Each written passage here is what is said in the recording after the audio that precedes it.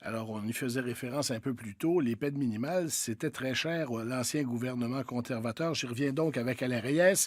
Il est député de Richemont-Athabasca et porte-parole du Parti conservateur en matière de sécurité publique. Monsieur Reyes, bonjour. Bonjour. C'est pas la première fois que la Cour suprême revient sur la question des peines minimales et dit que c'est pas la façon de procéder, que c'est contraire à la Charte des droits. Comment vous accueillez ce nouveau revers des politiques de votre parti?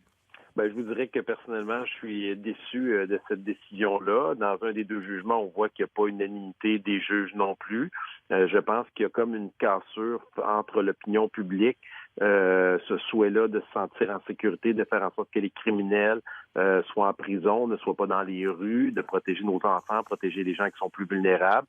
Et cette volonté là, de donner encore plus de chance à des gens.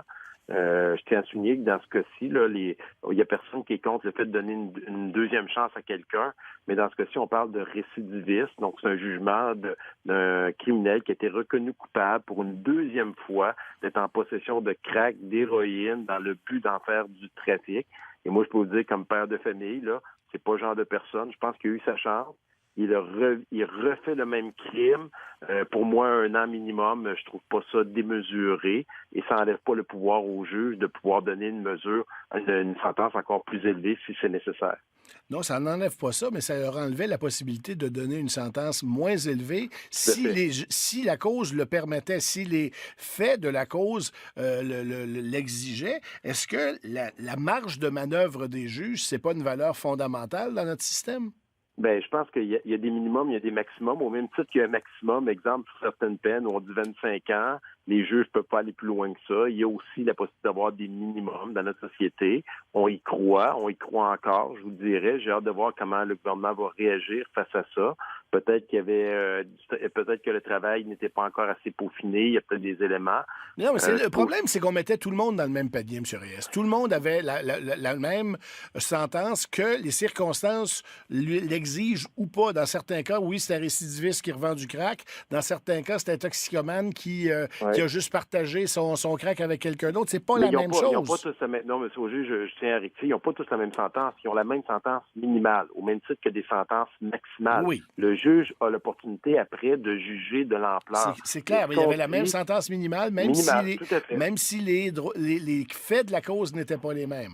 Ben, à la limite, minimalement, on dit que quelqu'un qui a été arrêté une première fois, qui a été reconnu coupable, sans aucune ingérence politique, qui est reconnu coupable pour une deuxième fois pour un crime qu'on juge grave, dans ce cas-ci. On parle de possession dans le but d'en faire du trafic de crack et d'héroïne. On pourrait parler avec des gens sur le terrain qui travaillent avec ces gens-là dans ces milieux-là de l'impact de ces substances-là sur le terrain. Mais Et nous, ce qu'on dit, c'est pas admissible. Les gens ont une première chance et ça veut pas dire parce qu'ils sont en milieu carcéral qu'ils n'ont pas accès à des professionnels, à des gens ouais, mais pour les aider à réintégrer la société par après. Donc, s'il n'y a pas rien d'inhumain là-dedans, mais on M. dit Reyes, minimalement, on doit donner une sentence minimale.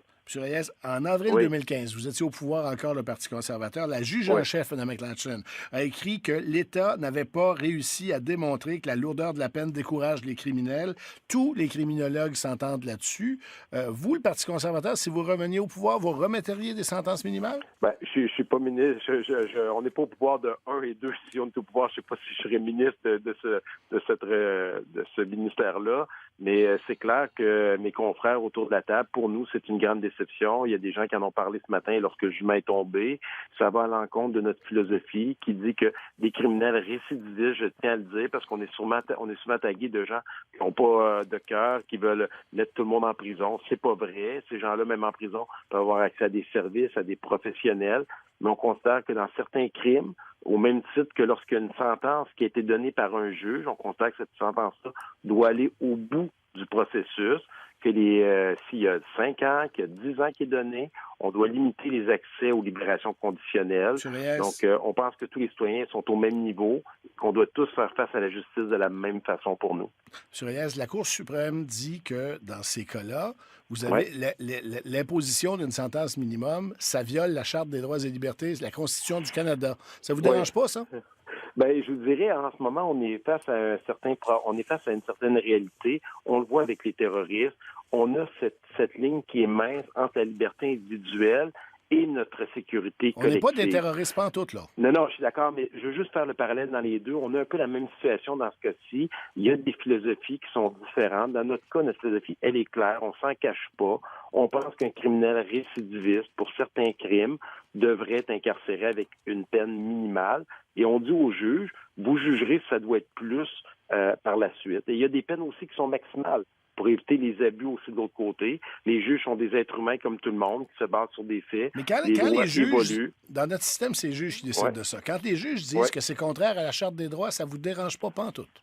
Bien, présentement, je suis pas nécessairement d'accord avec cette position-là, à titre personnel, par rapport à ça. Et là, comme je vous le dis, il y a un gouvernement qui est en place. Il va prendre l'ampleur de ce jugement-là. Et il prendra une décision. Vous avez vu comment le premier ministre a été prudent dans sa réponse aujourd'hui, parce qu'il sait clairement que, et je vous invite, si vous avez le goût, venir avec moi, vous promener dans la rue, puis poser la question aux citoyens. Qu'est-ce qu'ils souhaiteraient? On dit qu'il faut être en connexion avec la population. Dans ce cas-ci, les gens, là, on parle de possession avec l'objectif de faire du critique. Ces gens-là, achètent pas du crack, on fabrique pas dans l'objectif d'avoir du plaisir pour eux, là. Ils veulent rendre les gens accros, ils veulent faire de l'argent. C'est des groupes criminalisés et il y a des enfants, des gens vulnérables qui sont en danger dans ce cas-ci. Et pour nous, notre position est claire. Par rapport à ça, il n'y a pas de cachette, on ne joue pas à l'autruche et on ne se cache pas dans le sable, on l'assume. Alain Reyes, porte-parole du Parti conservateur en matière de sécurité publique. Merci beaucoup d'avoir été là. Ça fait plaisir, M. Au revoir.